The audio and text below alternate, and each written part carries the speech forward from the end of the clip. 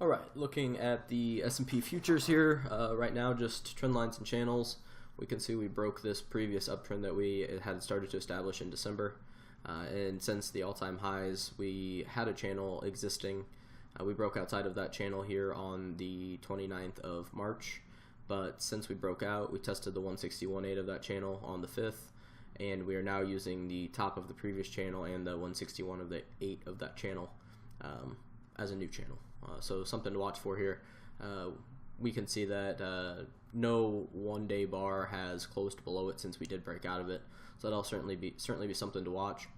Here on the volume, you can see that we are now below the node, and price has closed within the null.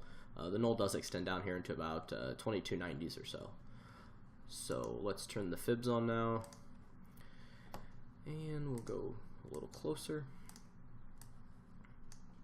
Alright, so you can see on the primary fib, we did break through the 38.2 at 2334 or so on Friday.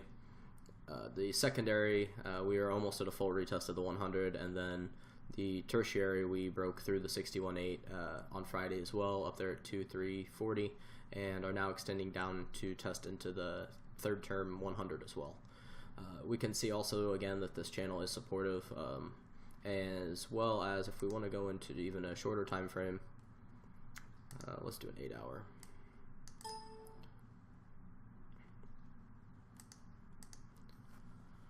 If we want to take it down into an 8 hour, we can look at how the behavior has been of the channel.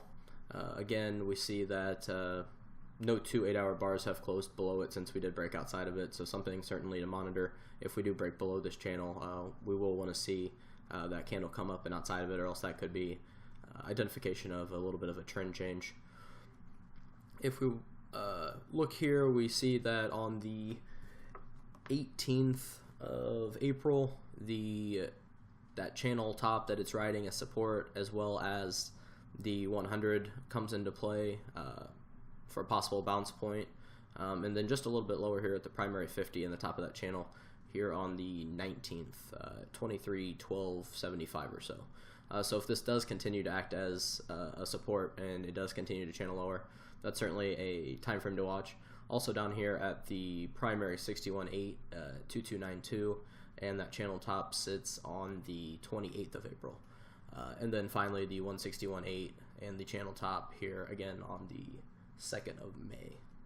So certainly some price points to watch. Shorter term bearish well under the tertiary 61.8 here at 2340, as well as underneath that volume.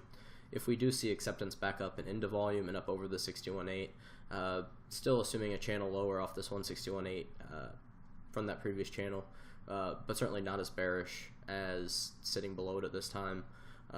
Obviously price points to look for there, again the 2313 and then down into the primary 61.8 at 2292.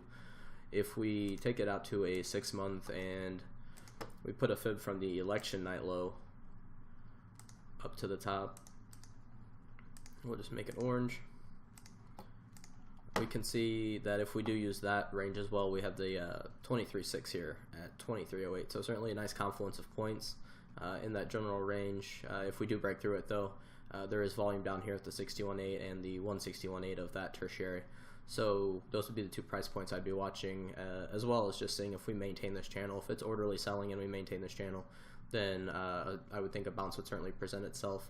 If not here at the 2310 to 2317 range, at least for a tertiary 61.8 retest. And then again, if we do maintain the channel and get down to the 61.8, I would think that would be a great buying point as well.